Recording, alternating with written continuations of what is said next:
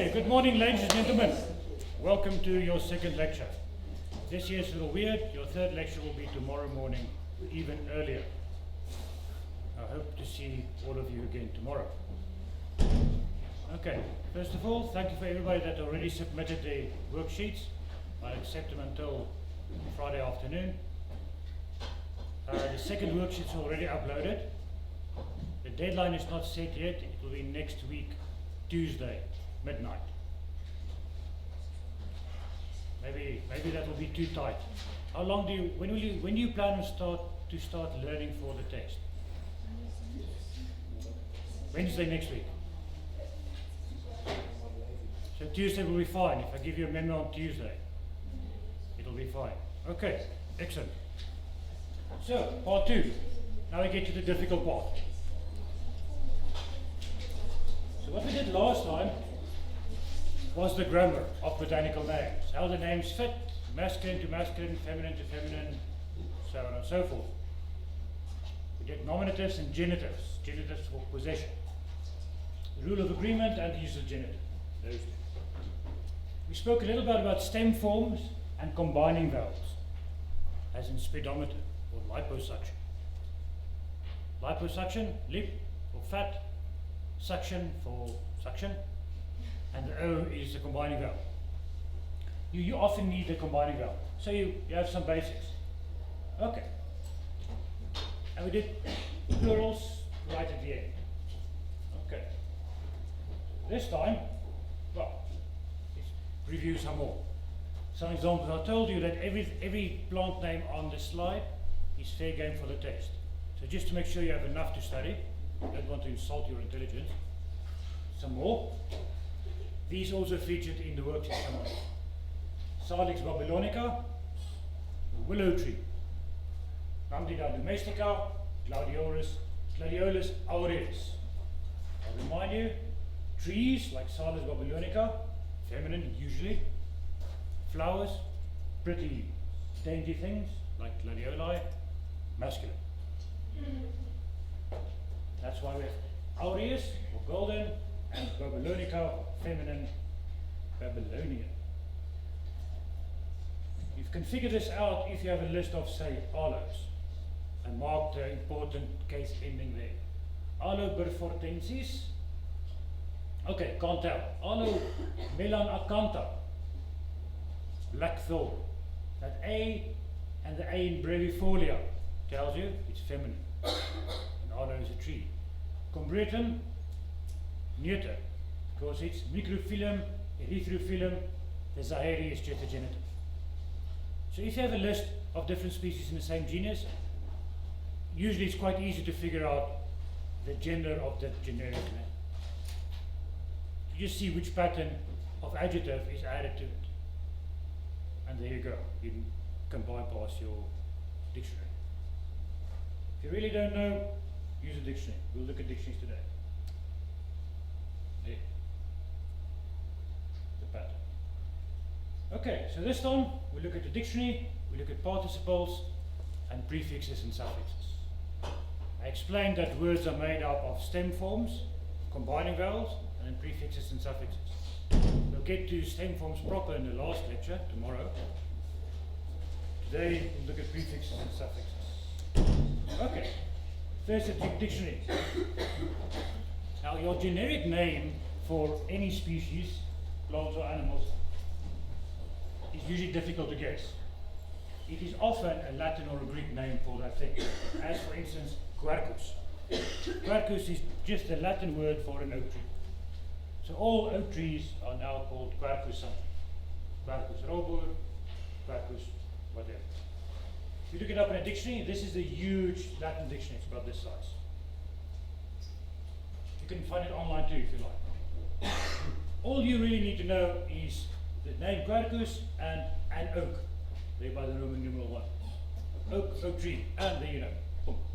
Now in Latin properly it's Italian oak because that's where they spoke Latin, but for you it's not so important. If you look up salix, you'll find willow tree. Olia, you'll find olive tree. So generic names. The ancient name. However, be careful, the ancient rosa, rose, is not the same as our rose. Their roses had 5 petals, simple flower. We have the Chinese rose now. Sometimes the generic name is just taken over from the vernacular. So you take whatever name people call the thing, you Latinize it, and you use that. Or you can have an anagram of whatever name. And sometimes the generic name is that of a person. So Clive will become Clivia, Linnaeus will become Linnea, or you can mix and match and make it up from different words. Last 2 examples, leucophyllum, white leaf. Leukos, Greek for white, phyllum is Greek for leaf, white leaf. And now you make a new generic name. Or Pterocarpum. Now, this course will be useful for those kinds of names, because you're going to study all the stem forms. So you don't have to study Pterocarpum. You know Ptero means wing, and carpum is a fruit, winged fruit. Now you can make up, or you can analyze the name into constituent parts. The specific name is usually much easier. Okay, it's also taken for Latin and Greek. And many of these names are like just Latin words for many or few or big or green or so on. And often these terms are combined. So you have 20 species in one genus, and you say, okay, let's call this one the tall one, the big one, the green one, the one with the spotted leaves. Translate that to Latin and we have the names. Simple as that. The basic principle is that, okay, everybody understands Latin, so let's make it as simple as possible. And we just do it in Latin. Unfortunately, not everybody understands Latin anymore.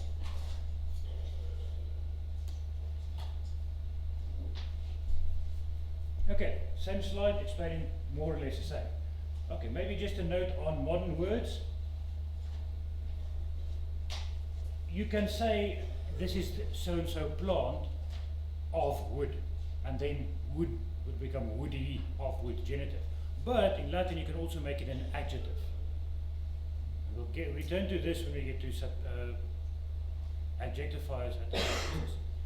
You take the name like Bailey and you make of it an adjective, Baileyonus. Yeah, now it's the Baileyan, whatever thing it is. It's another way to name something after somebody. Okay, you don't need a personal name, Swartbergensis, the Swartbergian, whatever it is. Adjective. All those parts of speech you were forced to learn in school will come in useful one day.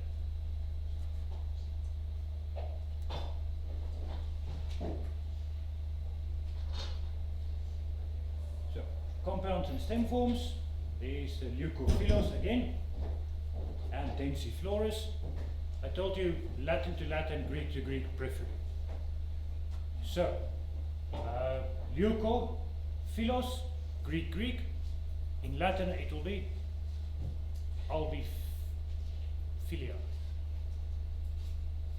white leaf. Sometimes I mix them up, I have a Greek and a Latin. But usually it's Latin, Latin, Greek, Greek. I don't think it will help you that much. However, if you see a combining vowel as an O, you know it's Greek. If it's combining vowel as an I, you know it's Italian or Latin. Okay, small digression. Unfortunately, many things are named after people. Difficult to figure out. These are all birds. Named by the bloke on the right hand side, Colonel Richard Henry Meinertzhagen, after his longtime girlfriend, Teresa. And he named all these birds Teresa somewhere, because he thought she would like it. His wife, however, was not that chuffed with him. But fortunately, she died in a hunting accident in Scotland. The only witness of the hunting accident was the colonel himself. And he testified that she shot herself accidentally in the back of the head with a hunting rifle. Anyway, Teresa Clay became the more famous ornithologist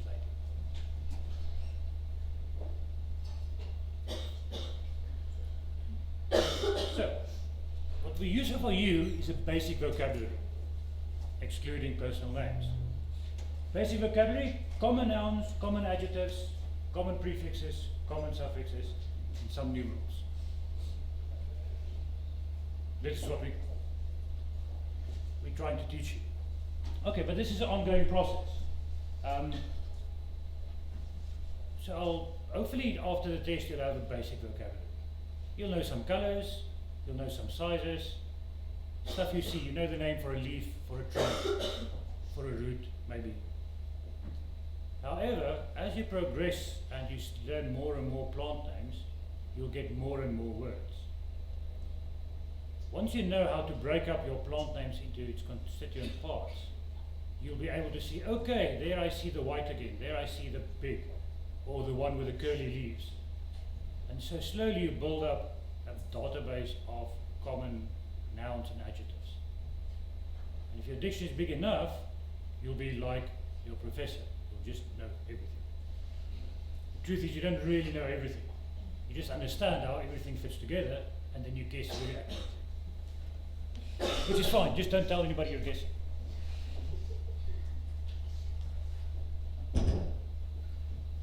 Now, looking up words, and this is useful, I don't know how many of you will do it, but at some point you'll want to look it up in a dictionary. So what you want in a dictionary is, the dictionary will give you the nominative form. The form you find as a generic name, the dictionary will give you that one.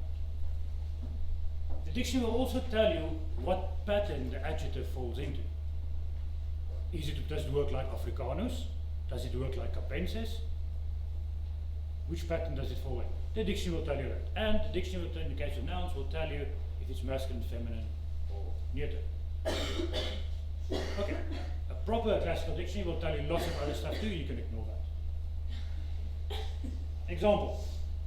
On the left-hand side is a classical dictionary, big Latin proper dictionary. On the right-hand side is a thin botanical Latin dictionary. General rule of thumb is use the smallest dictionary you can get away with. Even if you do serious language, use the smallest dictionary you can get away with. Because you don't need all the other stuff. Now there's, on the left-hand side, references to certain authors, usages in the past, changing of usages to the time, and so on. What you really need is the other stuff. You need lanatus aum, it's like Africanus, yeah? And it means furnished with wool, very wool, or woolly. That's it. So you know it's like the Afrikaners one. And you know what it means. And that's all. This is what the Botanical Dictionary gives you. Just what you do.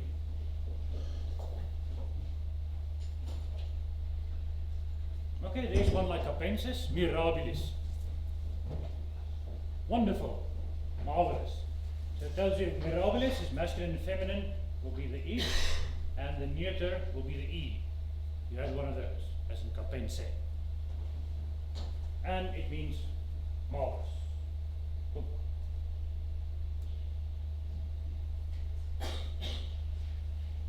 What you will find in botanical names is the nominative, the dictionary form, and the V genitals. And what it also will give you is the genitive. Now here's where it becomes tricky. Take a noun like genus. You know the noun, species. There's other words, also genus in Latin, but we're interested in this one. Now the stem form of genus is gener. It is not genus, it's irregular in the nominative. But the dictionary will tell you that the genitive form is generis. And the stem form is that gener, without the case ending. And it's from that gener that we have the plural genera. It's also from that gener where we have all the modern English words derived from genus. There's genus, genus, generis. The Greek genos. We'll do some Greek next time. Birth, descent, origin, a race, stock. Yeah, that's what it is. Okay, and the stem form, gener, gives us generic, general, and genetic. And genre in French. So, actually the genitive is the the more important one if you're looking for morphology work through a chain. However, you'll be able to figure this out on your own most of the time. I'll give you one more example. Iris. Iris. Okay, in Latin, it's the goddess of the rainbow, but it might also be a flower or a precious stone or a river in the east. There's the flower, sweet smelling plant, perhaps a sword lily, you think. Okay, and it's from that meaning that we have our genus Iris. Now the genitive of Iris is Iridis. That's why we have the tribal name Iridaceae. The D is part of the stem form, Irid. So when you start using this word to make other compounds, you use the stem form with the D. Now there are not so many words like this, and you'll get used to them. But unfortunately, as in all other languages, the most common words are the irregular words. So the words you'll find often in botany, many of them are irregular, like genus. Okay, the best way to learn how to handle a dictionary is just to use it. There are many of them online, there are some in the library. Start with the Botanical dictionary. You only need a classical dictionary, I think, if you can't get a botanical one. Botanical one will be best. Get one right for you, and get a thin one. Except if it's a really difficult one, it won't be in the thin one. But mostly it will be. Okay, last point on dictionaries. Latin, like all other languages, have words that look or sound the same but mean different things. Example, repens and repens. Yeah, one is a long E, one is a short E. Now the top one, Melinis repens, means surprising. It is a surprising yellow, red grass, pink grass. The bottom one, Salvia repens, means crawling, creeping, because it's a creeping thing.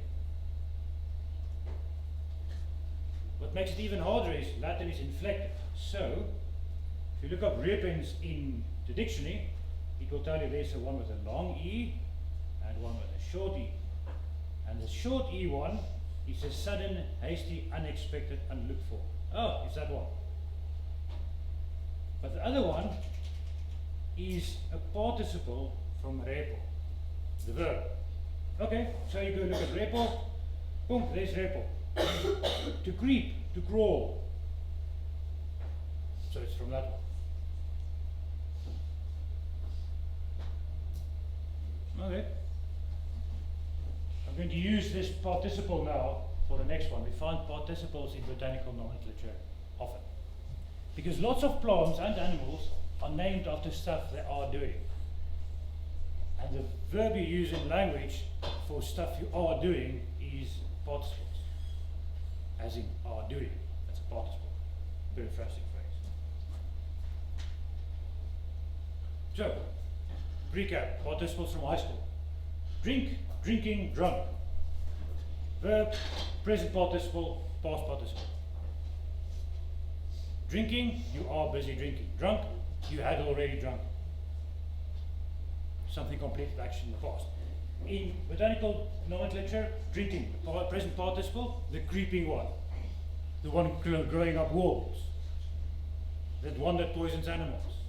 That's the kind of thing we find. So, repens, crawling, present participle.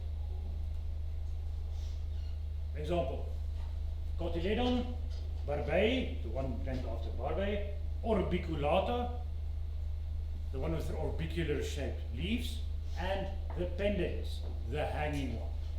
Pendens, pendeo, I hang, pendens, hanging. There is your participle. That is the third pattern of adjectives we did last week. We did ingens. The ingens is not a participle, but it works the same. It looks the same.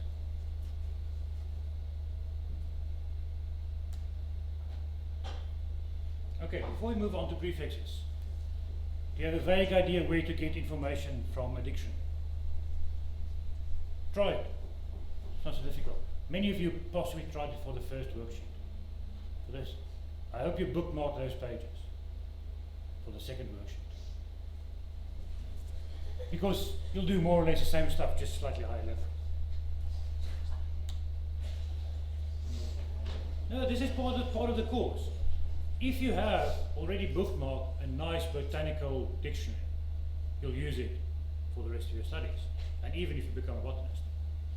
If you have a nice website bookmark with pictures and plant names, it'll be to your advantage. It's useful resources. You don't need to know everything. You just need to know where to find it. You have an old extra brain on the internet. But like a normal brain, it's the same problem. Everything is there, it's just getting them out at the right moment. That's the problem. Okay. Second part, prefixes.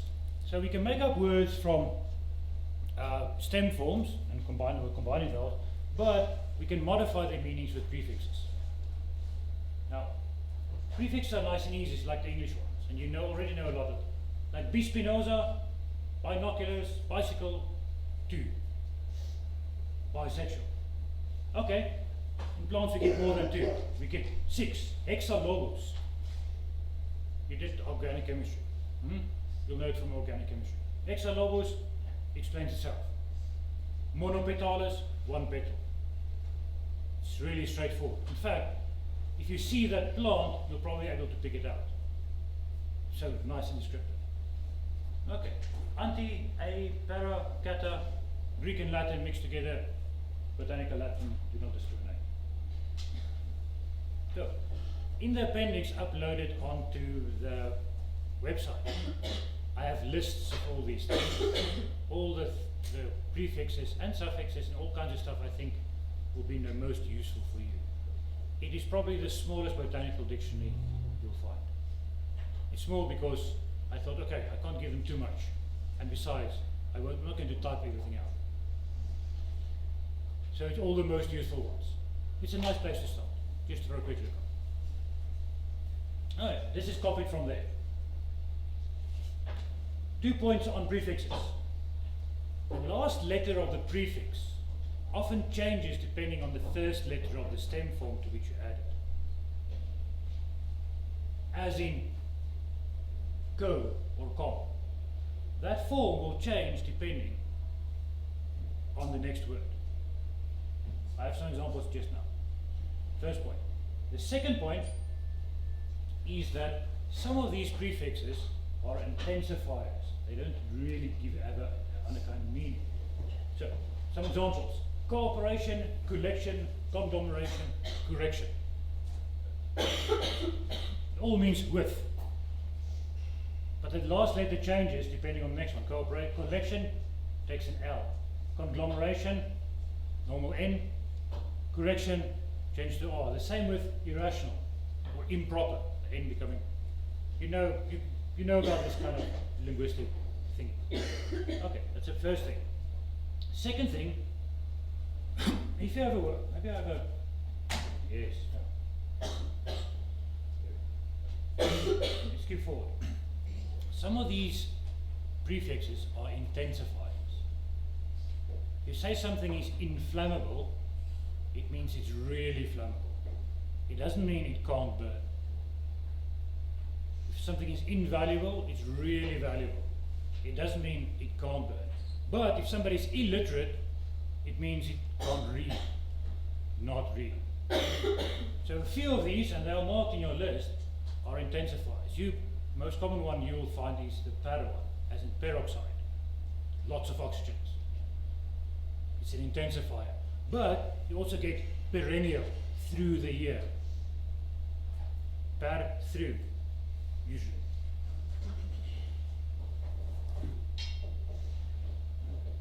Just on a point, I forgot about my little note at the bottom.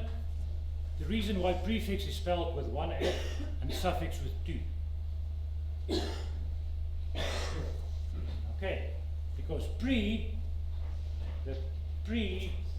prefix does not have any consonant at the end. However, the suff is from su, under, fixed under. So you can fix in front or fix under. but it already has a B. Now the B changes to an F for the F, fixes F. But now you still have to write it. Now there are two. Two in the one in the other one. English spelling tries to explain itself, provided you know Latin and Greek really well.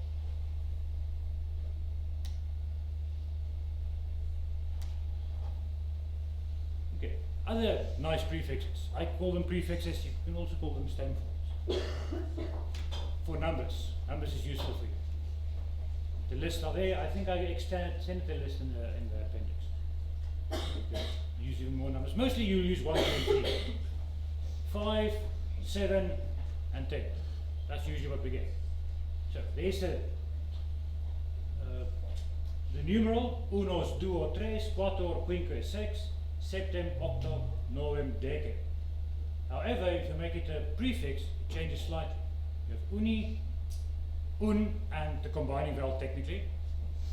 Bi or duo, tri, quadric, quint or quinque, sex, sept, oct, novem, dec.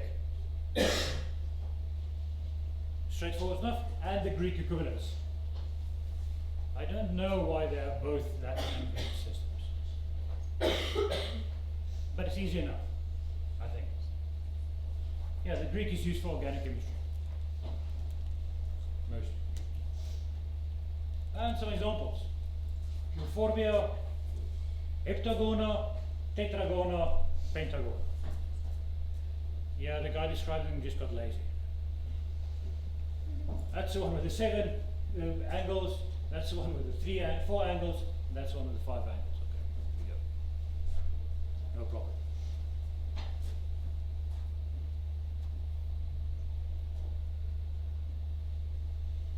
Okay, you get other kinds of counting words, the distributives, ordinals, and so on.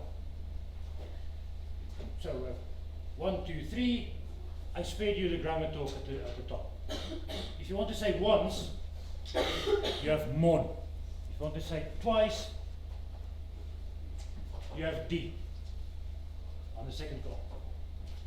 If you want to say single in Latin, sim, or simplex, simple. If you want to say double, bi, bis. In Greek, apok or dis. And so on. You might be familiar with some of them. Primus. Go to the side. Primus. Secundus. Proton. Deuteron. Apple. You've heard of that one too? Okay. That's an haploid. Not yet. Yeah, haploid. Check out all your technical terms again. Most of them are from the Greek and Latin. You'll understand or you'll recognize lots of them now. The more you recognize, the more you learn, the more you put in your database, the better. Okay, some other quantities and things. Equal, iso, as in isobar, or equi in Latin. Equilateral, even sides. You know this stuff. Use it for continuity.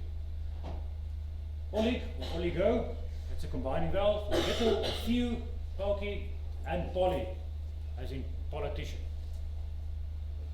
You know where politician comes from? Politics, poly, many, tick, small blood-sucking animal. Yeah, you can make up your own etymologies too, for when you need it. Okay. So, one last note on prefixes. Prefixes are nice and easy. It's like an extra bit of information or meaning you add to a word. So you want to say the opposite of oblong, oblong. The opposite of deltoid, deltoid shaped like a delta, obdeltoid. You just add a prefix and you make one thing 2 or 3 or 10. Or you make it the inverse, or you make it against, or you make it through. Very nice. Suffixes, however, as an extra trick. Suffixes also often add to the meaning, but suffixes also has a morphological function. it often changes the part of speech of the word.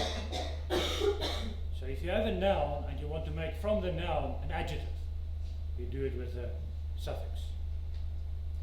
Or you have a noun and you want to make it an abstract noun, you use a suffix. We did that with baby, Baelianus. Africa, Africanus. Africa, noun, place name. Africanus, African, adjective. Okay, so we can divide suffixes into substantifiers, adjectifiers, and I call the rest others. Substantifiers, if you make a substantive, if you make a noun. You take a verb, you make it a thing. You'll find adjectifiers more common. We have a noun and we make it an adjective. And then we have others, diminutives, degrees of comparison, and a few others. Let's go through them. So, first substantifiers. Again, table from my appendix. Arium, a place or a location. So you take a herbarium. Herba, plant, herbarium, place where we grow plants. Ova, egg, ovarium, place where eggs are grown. We do that with substantifying suffix. Aster, you find that in botany. Often, if something is like a wild olive, it's usually oleaster. If it's a wild this, you just add aster. It means it's a wild or the undomesticated version of that thing. Useful. Not so much in common language, but in botany, very useful. Etum, a collection or a collective place of cultivation.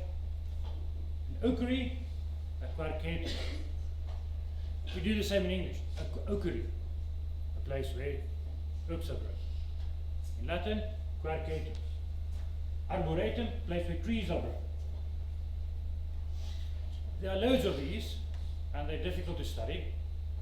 I would suggest the easiest is to do all the strange ones, like arium is a strange one, and accius is a strange one. But the others, all meaning pertaining to, is not that strange.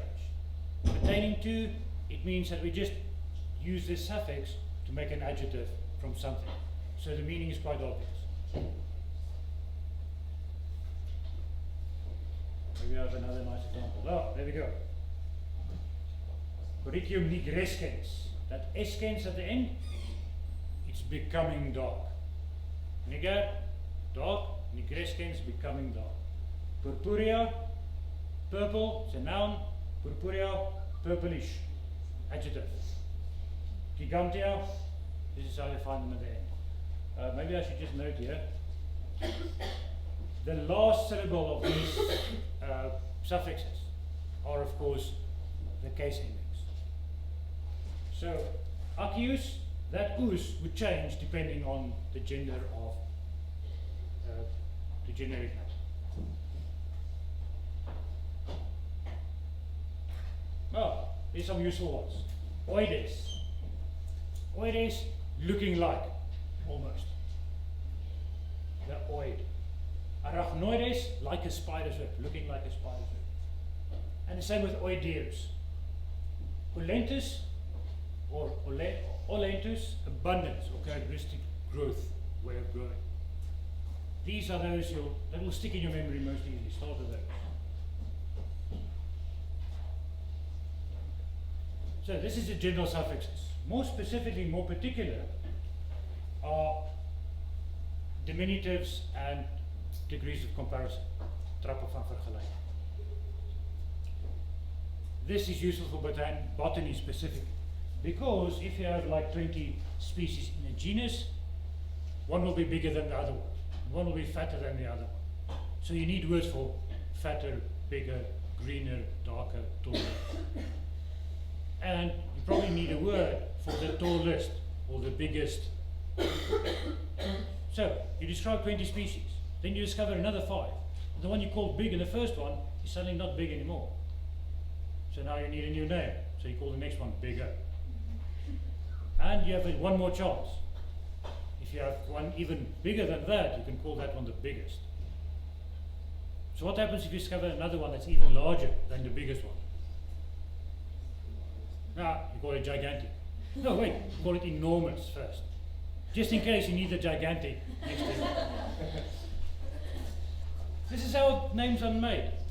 They want to be descriptive, but you don't really want to change all the other names.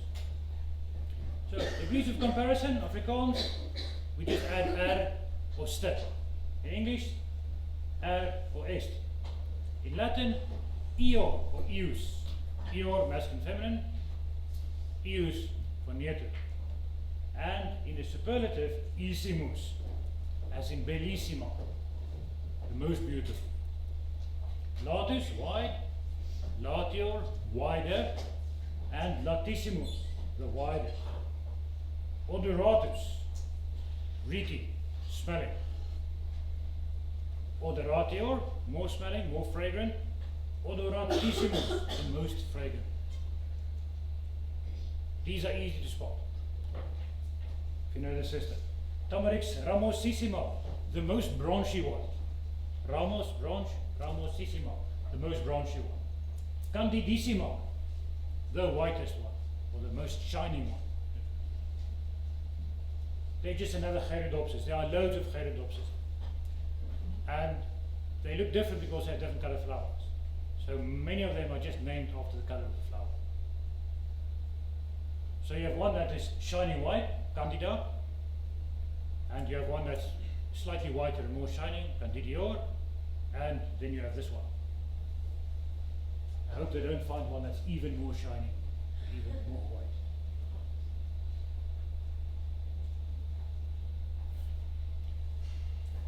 In Latin, as in other languages, we have irregular degrees of comparison too. However, these are so common, you should be able to remember them easily. So, good, better, best, or bonus, melior, optimus. Optimus, the best. Melior, as in ameliorate, better. Malus, bad. Peor, and pessimus. Pessimist, the worst. Magnus Major Maximus, you know Magnus Major Major, that I is written in English as J. Bigger and biggest, Maximus, and small, smaller, smallest. I selected your words for the appendix, stuff you'll find in botany, specifically. You're not going to use the fastest in botany. If you do zoology, sure, you'll need that one. Botany, things are not so fast. But big and small, bigger, smaller, these are important. Above and below. Outside, inside, many, few, before, after. This is the kind of stuff you need. And there's a list of this kind of vocabulary. If you study vocabulary from a dictionary, you have a big problem because it's alphabetical. All the words next to each other sound the same, difficult to learn. Easier to learn if you group them like a lot and few, inside, outside. Makes more sense. I tell my Latin students, pick a system for studying vocabulary that suits your particular talent. Most of you are slightly different, fortunately. So get one that suits you, works better for you. I had students that like to do it alphabetical. Boom. That's slightly weird. If you are bilingual, try to do it in both languages. The coding is stronger if you do it in 2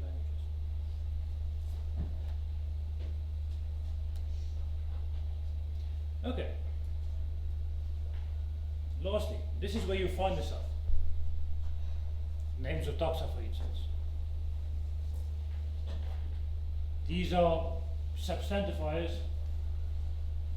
of names. So, species right at the bottom. This is the stuff I want to teach you. Vocab for species names. These are difficult ones. That's the biggest group as well. So, smaller group is the genus name, generic names. Latin names, stuff you can look up in a dictionary.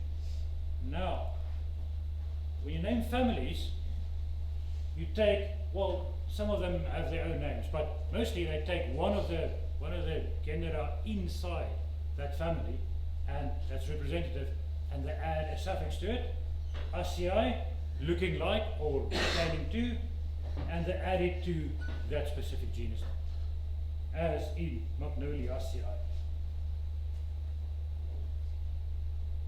Because magnolias are one of the genuses under that one. The same you do with the orders. Either significant characteristics of the taxon, or usually a name of one of the genera in it, and you add ales. So all the orders will end in ales, with I think one exception. All the classes will end in opsida, except for one or two. And all the divisions will end in vita, except for 1 and 2. And right at the top you have kingdoms. Okay, these are not so many, you can just memorize all of them. They, you will see, are all Latin plurals. But you know plurals now. Animalia is a plural for animal. Algae, plural for alga.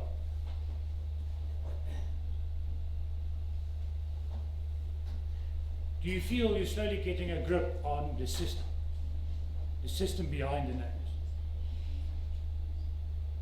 Maybe you're not seeing the whole system yet. And most probably you don't have all the detail to put in the system. But knowing that there is a system is a big thing already. And populating your detailed knowledge of stuff inside the system will take time as you do more and more things.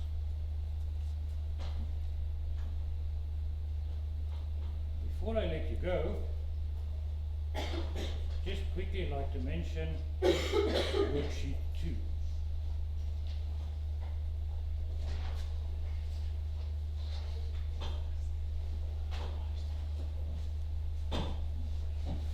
Okay, same deal. Filling thing. First question, I'm asking you to break up into its constituent parts a specific name. You don't have to do the generic name, just do the specific name. I tried to give you an example, you did. And then figure out what it's supposed to mean. Geacanthos, 3 thorns.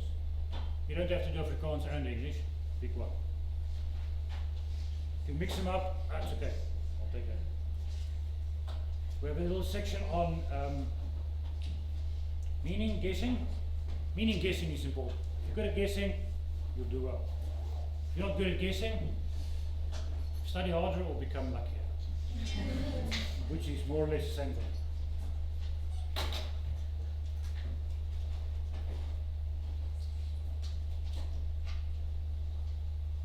Okay, out of time, you're doing grasses this semester, isn't it? Fun stuff. So I added lots and lots of grasses. The nice thing about grass names, especially South African grass names, they were named comparatively late. So most of them are Greek.